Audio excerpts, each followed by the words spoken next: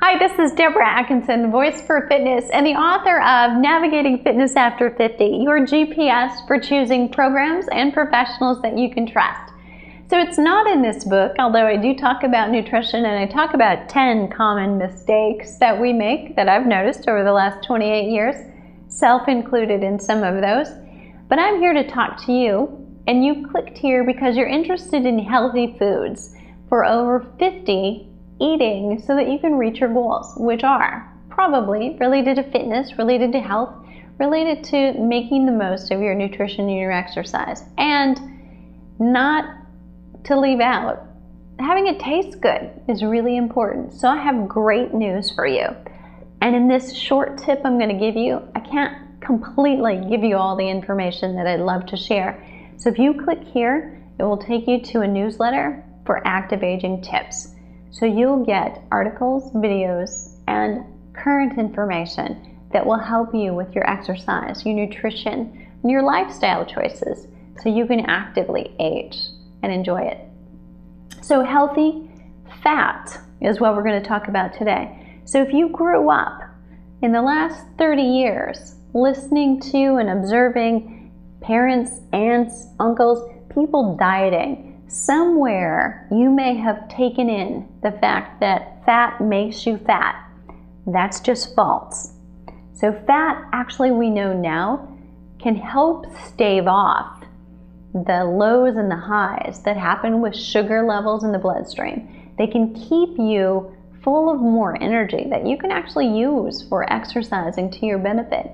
And it shows that a lot of people who include more fat in their diet, truly a more balanced diet that's about a third of fat, about a third of protein, and about a third of carbohydrates, actually do better than traditionally what we were brought up to think of as a balanced diet, or what that would look like.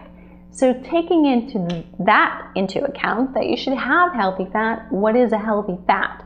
So there are a lot of theories on that, and I'm going to give you what I can within my scope of practice. So that said, I'm not a registered dietitian, I'm not a nutritionist, and if you have any conditions or special issues like high blood pressure, cholesterol, heart disease, you need to check with one on your very specific diet needs.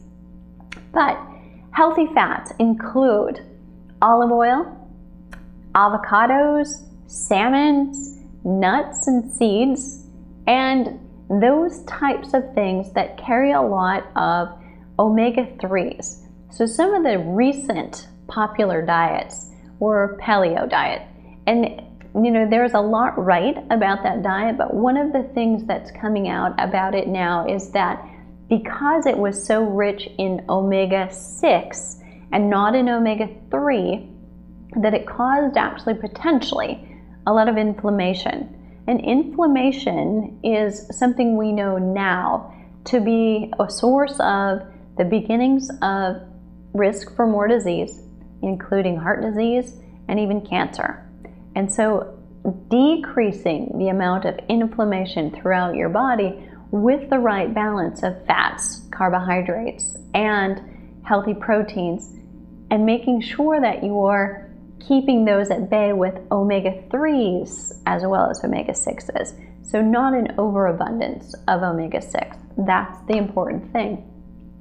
Those things will help you. Olive oil, nuts, seeds, avocados, salmons, oily fishes. Those types of things are things you should include in your diet on a regular basis. And it's not that you need to shy away from fat so much. Even saturated fat is not as bad as we once thought it to be. So eating foods with cholesterol in them, less and less that belief that eating high cholesterol foods elevated the cholesterol in your body is not as true as we used to think. What we're hearing now is that trans fat is the evil of all evils. So that manufactured, processed, partially hydrogenated oil that was in so many foods you buy with a barcode on it. So boxed crackers and cereals, you really need to check your labels anymore for things that have trans fat in it.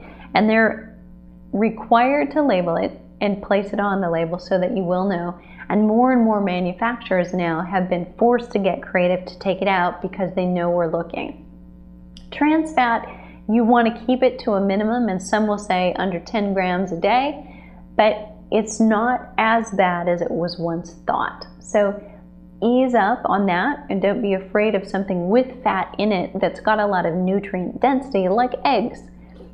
Monofats and polyfats are always going to be your best friend. So if you're looking for specifically kinds of fats to use in cooking or stir frying, so in small bits, those are perfectly fine. The only thing with olive oil you want to be aware of is the pure extra virgin olive oil at high heats actually can be worse for you. So if you're cooking at high heats, you're not using it for the oil in a salad dressing, for instance, or you're not cooking at a very low heat, maybe heating something up, oil in the pan, but you're really baking or you're cooking a high heat stir fry, you need to go with just a regular olive oil, not an extra virgin olive oil. And there it is, your healthy fats, healthy foods for after 50. For more information just like that, click this button and it will take you to an Active Aging Tips where you can get more of the same.